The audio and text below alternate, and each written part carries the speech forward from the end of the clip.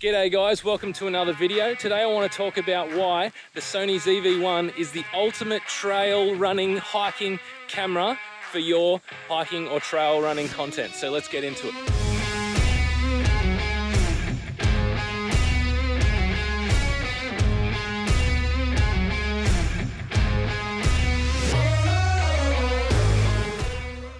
So I picked up the Sony ZV-1 as a minimalist travel camera. And I was recently hiking Mount Hallasan on the island of Jeju in Korea, and it dawned on me that this camera is the ultimate trail running, hiking, content creating machine. So I wanted to come out today to test that theory, and we're going to talk about all the reasons why you should be picking this camera up if you get out in the bush, you make content, you trail run, you hike, anything like that. So let's jump into it. So subconsciously, I've actually been thinking a lot about a camera like the Sony ZV-1 for my camera arsenal. Last year, I filmed a documentary about my brother who ran 250 kilometers to fundraise money for cancer along the Great North Walk in Australia. Now, I had to choose between shooting on my X-T4 or on my phone. Now, when I was out on the trail, I chose my phone because I didn't want to be weighed down or slow down. I had to run 10, 15 kilometers with him at a time. So I chose for my iPhone. Now, the footage turned out okay, and ultimately story always trumps the camera quality. But it made me realize that with the same sort of footprint as your phone, the Sony ZV-1 gives you significantly better quality and a lot more features. The Sony ZV-1 has a 1-inch type sensor, which is I think a 2.8 crop factor compared to full frame. And so this camera compared to like an X-T4 or a camera with a much larger sensor is going to have some drawbacks. It's going to have worse low light abilities. It's going to have a shallower depth of field, especially with the fixed lens, not being an interchangeable lens camera. Okay, it's going to have limited dynamic range. Being a 1-inch type sensor. So those were some of the things that I was curious about the Sony ZV-1 to find out what sort of low light ability, what sort of depth of field, and what sort of dynamic range you can get out of this 1-inch sensor.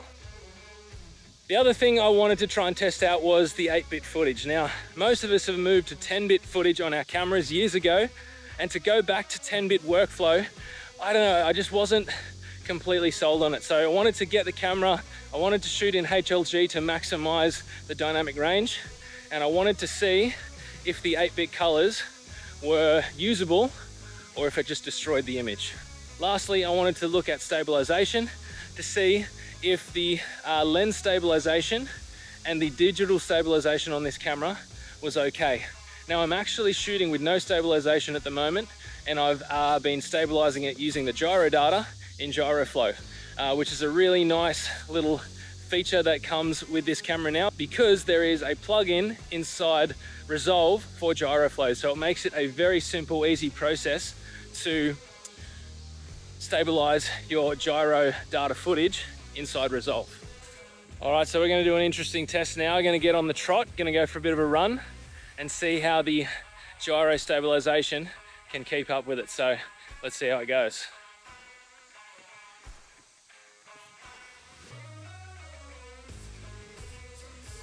It's too hot for this. Whew.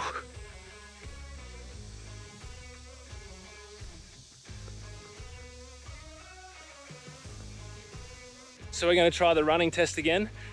This time I'm using the active stabilization within the Sony ZV-1, and we'll see how it compares to the GyroFlow version. Let's get into it.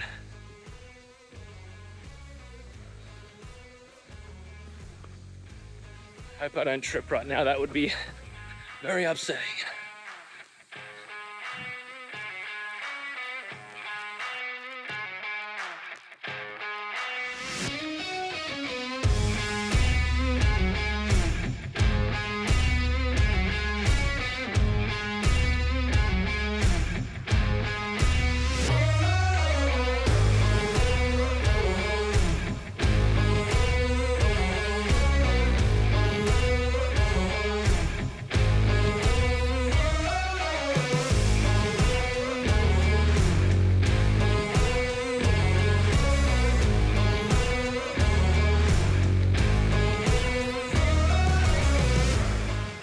let's talk about some of the payoffs of this camera.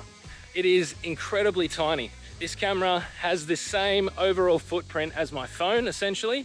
It allows me to put this camera into my little running sack here that I use just to go out and to have a very lightweight, low footprint setup.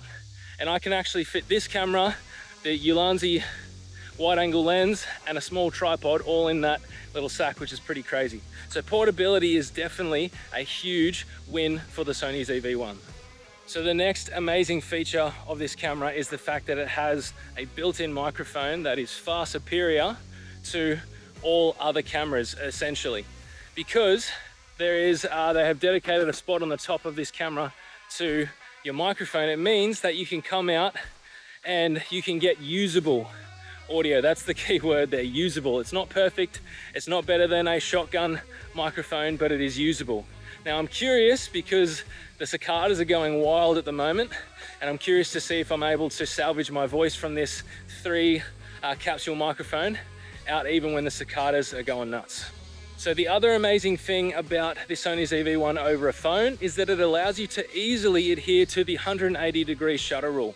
The ZV-1 has internal NDs, which is pretty crazy if you think about it.